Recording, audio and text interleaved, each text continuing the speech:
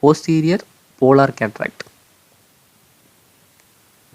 Now, congenital nuclear cataract. Congenital nuclear cataract, there are four categories: cataracta centralis pulvirulenta, lamellar cataract, sutural and axial cataract, and total nuclear cataract. One by one, we would see clearly. First, cataracta centralis pulvirulenta.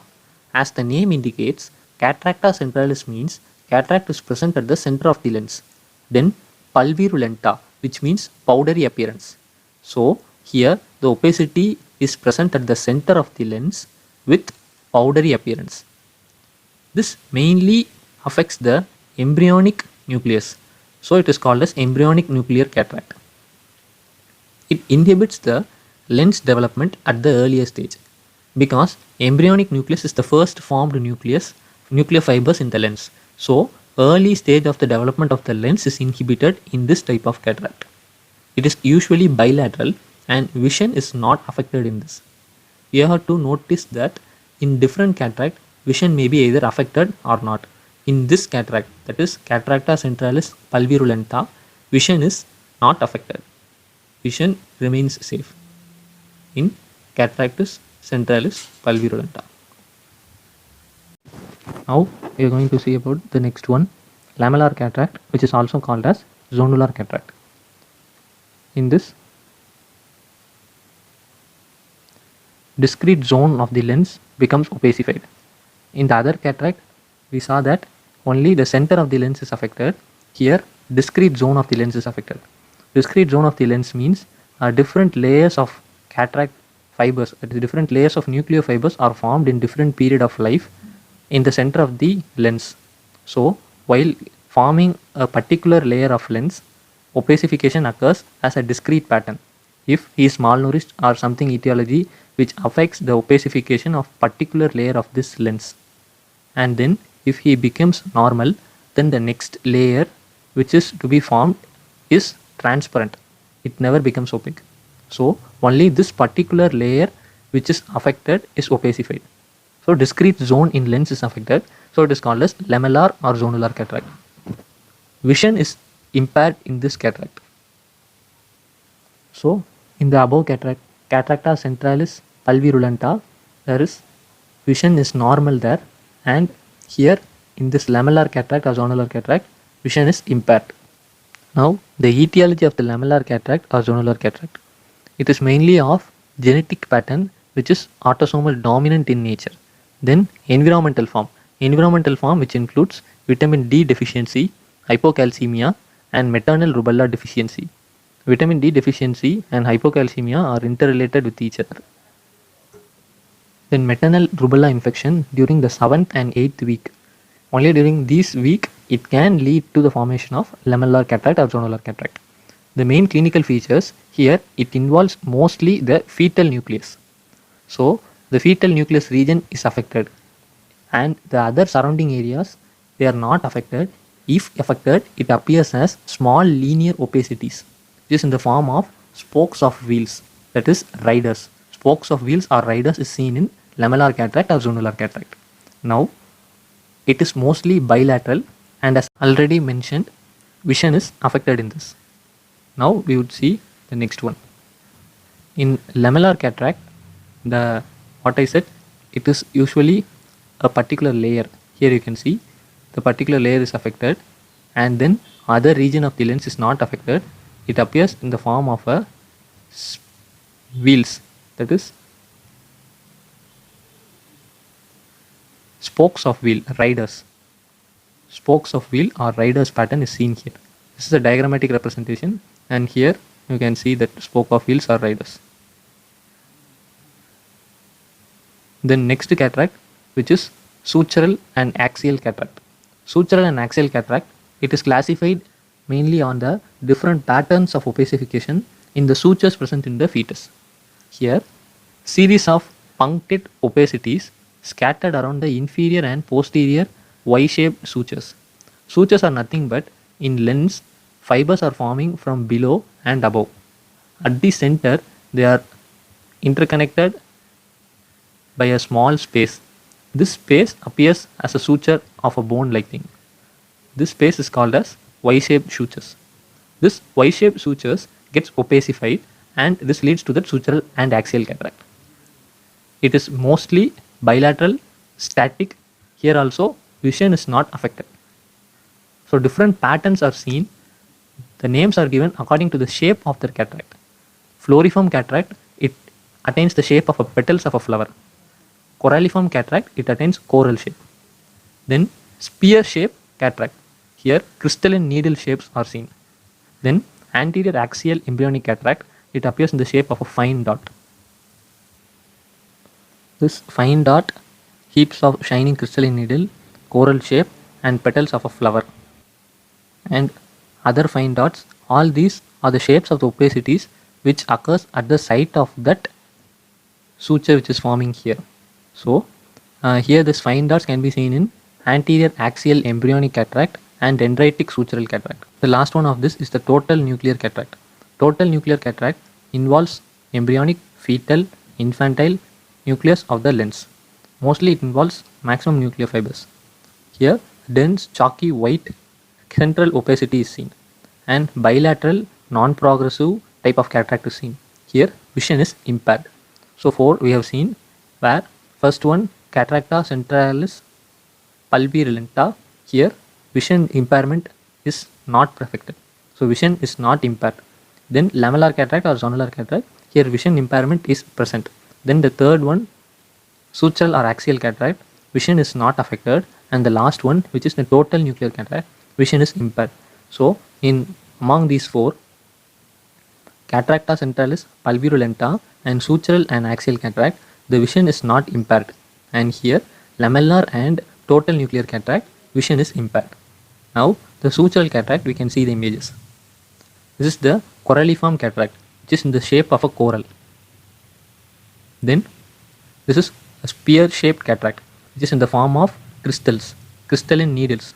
This shape you can see, it is in the form of crystalline needles. Then dendritic cataract, which occurs along the dendritic sutures. This is called as dendritic cataract. This is the total nuclear cataract. This total nuclear cataract appears as completely white, full white. Here, which occurs as dense, chalky central opacity of the cataract. Then the last 4th category, which is generalized cataract. Generalized cataract is classified into coronary cataract, blue dot cataract, total congenital cataract, and congenital membranous cataract. Here coronary cataract. Coronary cataract, as the name indicates, corona means radial distribution of lens fibers, which mainly in the periphery of the lens. Here it is the most common developmental cataract. It occurs during puberty. So adolescent nucleus and deeper cortex layer is affected in this. Vision is unaffected, and large punctate lesion can cause the marginal vision impairment. Then the second one, blue dot cataract, which is also called as cataracta punctata cerulea. This is the most common type of congenital cataract. Corona cataract is the most common developmental cataract. Blue dot cataract is the most common congenital cataract. It occurs during the first 2 decades of life. Punctate opacities as round bluish dots in the periphery is seen. Adolescent nucleus and deeper cortex layer is affected here. Here also vision is unaffected, and in case of large punctate lesions, peripheral vision, that is the marginal vision, is affected. So now we can see the coronary cataract image. Here it affects the periphery of the lens fibers, which is in the shape of a crown, that is ring shaped. Here you can see the fibers are rising from the periphery in the shape of a crown. This is the blue dot cataract. Here you can see the opacification. It appears as punctate opacities as round bluish dots in the periphery. Bluish dots in the periphery you can clearly see. Then total congenital cataract. Total congenital cataract is mainly due to rubella, which affects the mother. This is called as rubella cataract. Rubella cataract occurs during the first trimester when mother is infected with rubella. The main color of this cataract is pearly white nuclear cataract. It is present even at the time of birth. The progressive type of cataract. This type of cataract is progressive, so A severe action must be taken at the time of birth. Lens, it is softens or liquefies, which means the lens may be either soft or liquefied. Liquefied means it is like the type of congenital Morganian cataract. Cataractus nucleus harbor virus for 2 years, which means the nucleus contains the virus material minimum for 2 years. So even during operation, the virus may escape and can cause uveitis and endophthalmitis. Now we can see the images of the congenital cataract. This is a baby with a congenital cataract. It is bilateral and the pearly white nature of the lens you can see clearly here. Now rubella syndrome. Rubella syndrome has a triad: ocular defects, ear defects, heart defects. It also includes microcephaly. Ocular defects, it can be congenital cataract, salt and pepper chorioretinopathy, microophthalmos, cloudy cornea, poorly dilated pupil. Ear defects, mainly deafness, is due to the destruction of the organ of Corti. Heart defects, patent ductus arteriosus, ventricular septal defects, and pulmonary stenosis. Now, congenital membranous cataract. Congenital membranous cataract means first a cataract is formed. A congenital cataract is formed where absorption takes place. The absorption may be total or partial. So, the remaining part of the congenital cataract appears as a thin membranous nature. So, it is called as thin membranous cataract. First, total or partial absorption of congenital cataract leaving a thin membranous part which is called as thin membranous cataract. Mostly it is misdiagnosed as congenital aphakia. It is associated with a syndrome named Hallermann-Streiff-Francois syndrome. Here you can see rubella syndrome. It includes cataract, eye defect, heart defect, patent ductus arteriosus, and ear defects, mainly hearing loss, which is due to the destruction of the cochlea. And here microcephaly. Microcephaly is also a feature of rubella. The differential diagnosis of congenital cataract is retinoblastoma, retinopathy of prematurity, persistent hyperplastic primary vitreous, toxocara endophthalmitis. Now we enter into the management of the congenital and developmental cataract. First, we would see clinical investigative workup, which means examination of the eye and lab investigations comes under this. Examination includes density and morphology of cataract. This shows the quality of the red reflex. Normal human eyes has a red reflex. If in case of the density of a cataract is increased, the red reflex is lost. So the quality of red reflex shows the type of cataract. Assessment of visual function. Assessment of visual function in newborns and young children is difficult. So special test has to be taken. Some tests which includes fixation test, closing of one eye and focusing on the other eye. By lighting torch in that eye, we can see the reflex present in this eye. This is fixation test. Then forced choice preferential looking test. Forced choice preferential looking test, this is the test. The baby is forced to look at a particular area and then the vision is examined. Then visually evoked potential. Visually evoked potential means the response of the brain to the visual reply is seen in the brain responses. Optic kinetic nystagmus. Optic kinetic nystagmus, I will show a video. Here you can see that the patient is allowed to see a rotating object both horizontally and vertically, and then you can see that the nystagmus can be aggravated in this patient. Now you can clearly see that the nystagmus here.